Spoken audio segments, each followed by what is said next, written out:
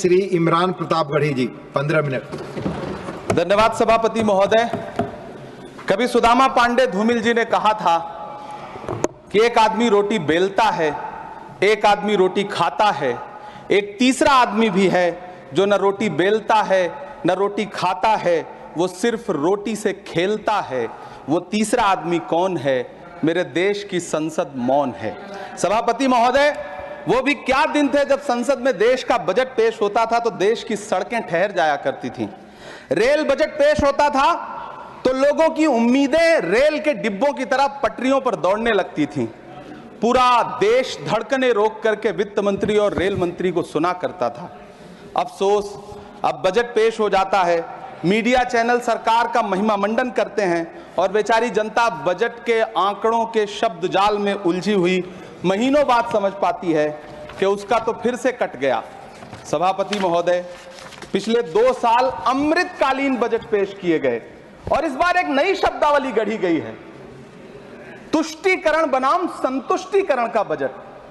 सभापति महोदय, सुनने में कितना अलंकारिक लगता है ये शब्द। सोच रहा हूं देश की वित्त मंत्री और प्रधानमंत्री जी से पूछूं कि आखिर किसकी संतुष्टि? जिस बजट में मनरेगा के लिए 1 रुपए की बढ़ोतरी ना हो, वही पुराना 86,000 करोड़, जबकि पहले ही 9,754 करोड़ का घाटा हो, जिस मनरेगा से करोड़ों मजदूरों के घर में चूल्हा जलता हो, उस मनरेगा में काम करने वाले गरीब मजदूरों के लिए अगर आपके खजाने से 1 रुपया भी इजाफी नहीं निकल सका तो भला कौन संतुष्ट हुआ साहब? इस देश का गरीब मजदूर या आपके उद्योगपति दोस्त? वो जो महाराष्ट्र में लोकसभा और विधानसभा के बीच में 40 लाख मतदाता बढ़ाए गए थे, अरे उन्हीं के लिए मनरेगा का थोड़ा सा बजट बढ़ा देते। क्या उसमें मनरेगा का एक भी मजदूर नहीं था? 40 लाख लोगों में सारे के सारे 12 लाख की छूट वाले से आगे के लोग थे। सभापति महोदय, कल जब वित्त मंत्री जी देश की संसद में भाषण दे रही थी तो वहां मुंबई में कोई गरीब इंसान जब अपनी जेब टटोल करके अपनी मोटरसाइकिल में 1 लीटर पेट्रोल भरवा रहा था तो उस पेट्रोल की कीमत थी 103 रुपया प्रति लीटर। आखिर इतना महंगा पेट्रोल डीजल खरीद के कौन संतुष्ट हो रहा है? इस देश के गरीब लोग या फिर सरकार के चहेते धन्ना सेठ?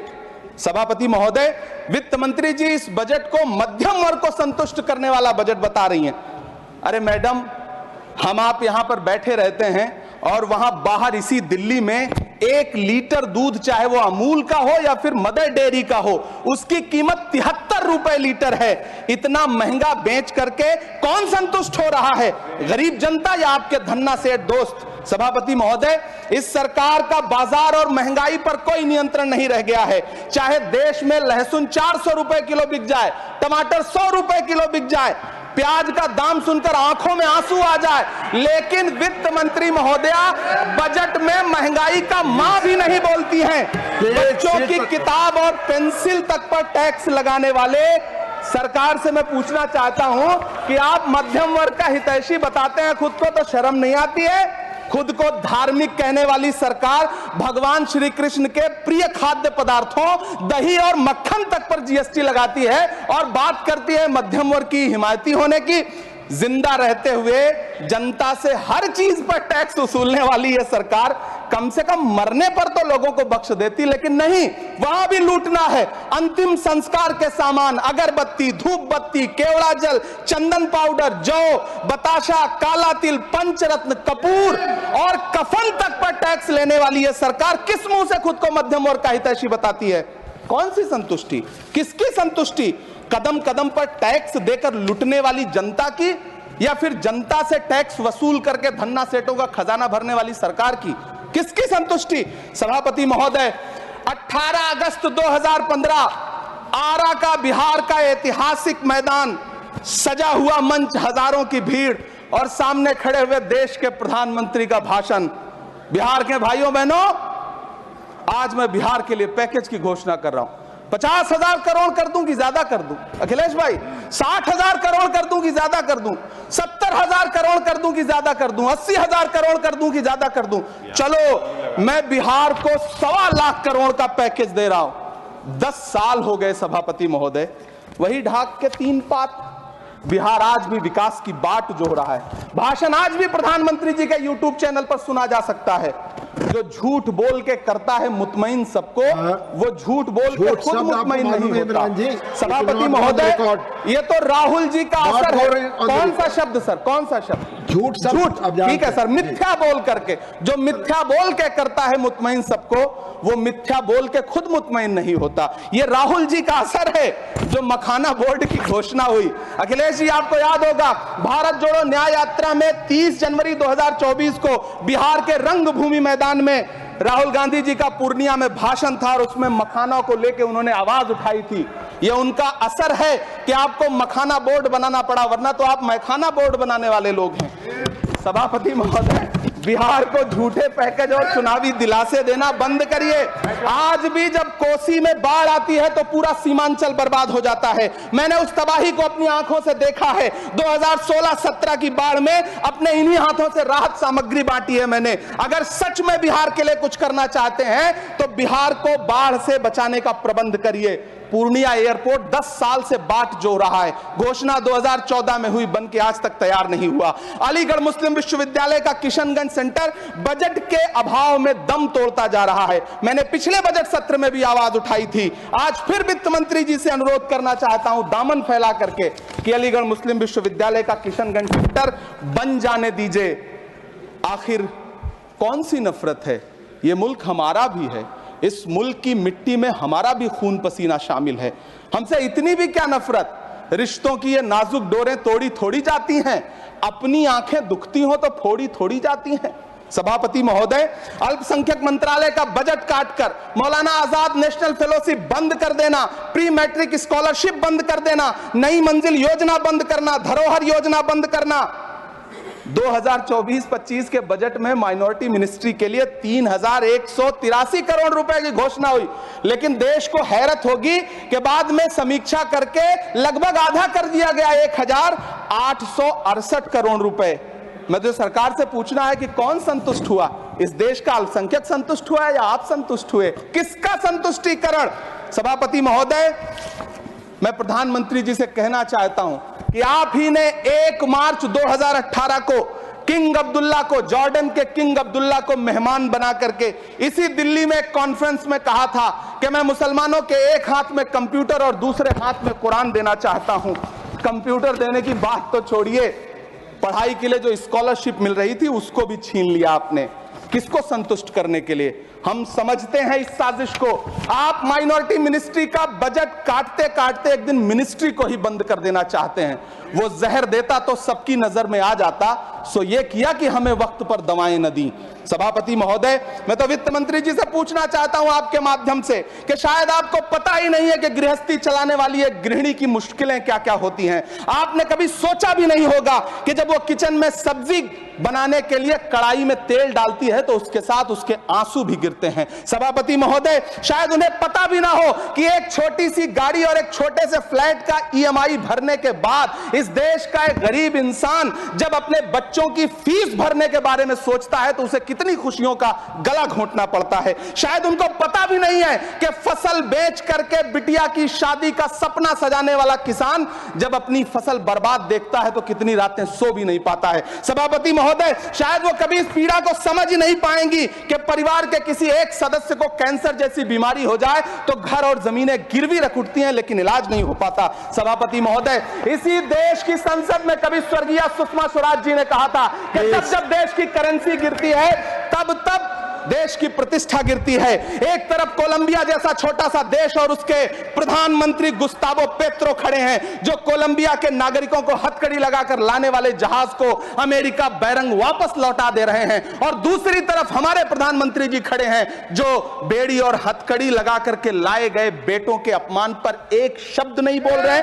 सभापति महोदय, मैं इतिहास के पन्ने पलट रहा हूं, मुझे 2 किरदार याद आ रहे हैं। एक तरफ निक्सन के 7वें बेड़े की धमकियों के सामने लोहे की तरह अडिग इंदिरा गांधी खड़ी हैं, तो दूसरी तरफ खुद ही नमस्ते ट्रंप का नारा लगाते हुए प्रधानमंत्री जी खड़े हैं। मेरे कानों में सुषमा स्वराज जी की आवाज गूंज रही है।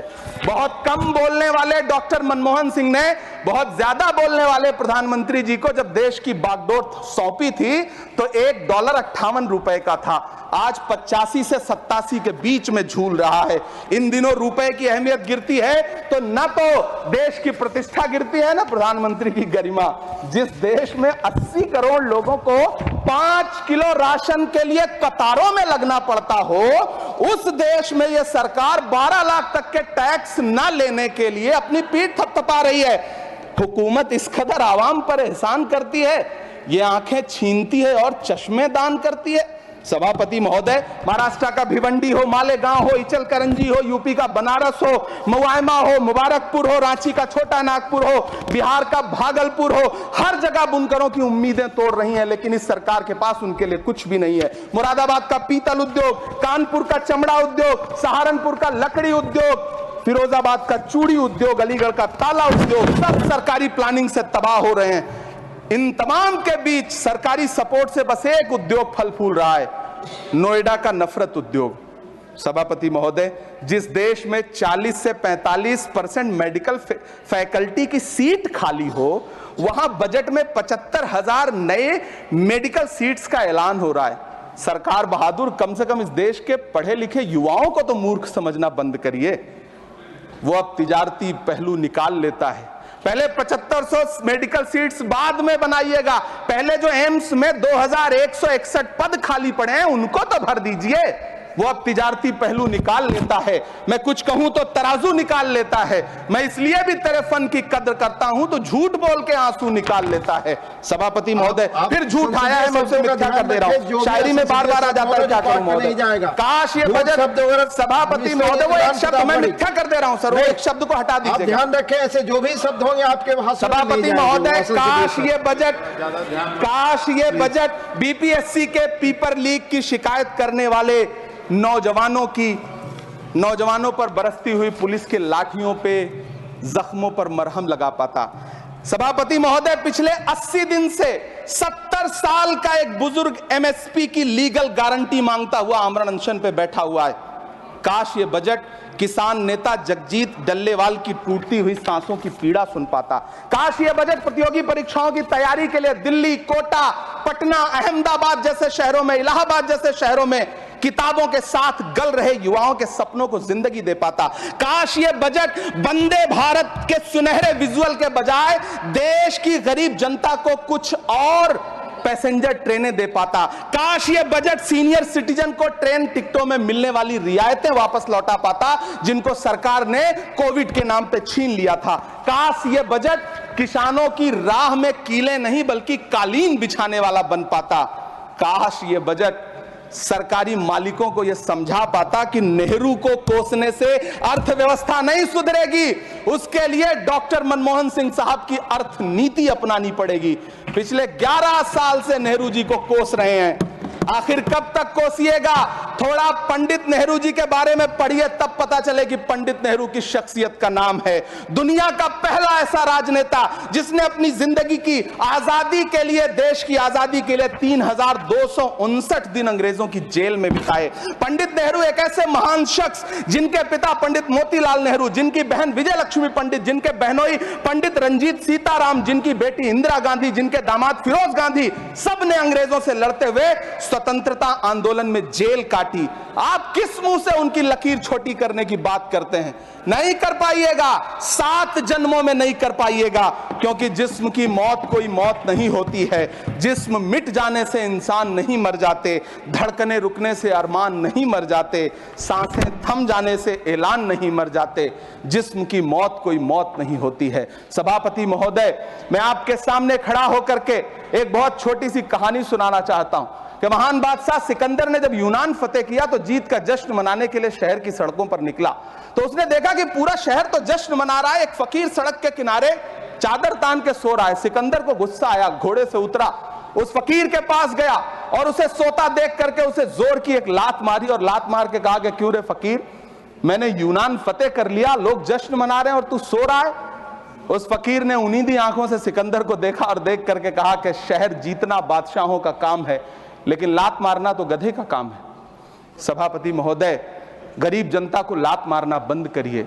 ये अमीरों के लिए बनाया गया बजट है, ये निराशाजनक बजट है। हम अमृतकाल सुनते आ रहे थे, ये अमृतकाल इतनी जल्दी समाप्त हो गया कि अब अमृतकाल का कोई नाम तक नहीं लेना चाहता है। इसलिए मैं इस सदन में खड़ा होकर के देश की वित्त मंत्री महोदया से कहना चाहता हूं कि आपने अल्पसंख्यकों के बजट में जो कटौती की है उसको बहाल करिए। आपने मनरेगा को जो स्थिर रखा है उसका घाटा 9,754 करोड़ है, कम से कम उतना बढ़ा करके फिर से उसे बहाल करिए। नौजवानों के लिए रोजगार दीजिए, किसानों को एमएसपी की लीगल गारंटी दीजिए। यही मैं आपसे अपील कर रहा हूं। धन्यवाद सर, आपने इतना जो समय दिया उसके लिए शुक्रिया। सब्सक्राइब करें साम टीवी, क्योंकि हम आ गए हैं अब आपके बीच, दिखाएंगे सत्ता के वादों और अपराधियों के एक एक कारनामे की हकीकत। और हाँ, अगर आपके पास भी हो कोई ऐसी खबर तो कमेंट करके हमें बताएं, क्योंकि बिना डर और दबाव के हम दिखाते हैं हर एक खबर डंके की चोट पर।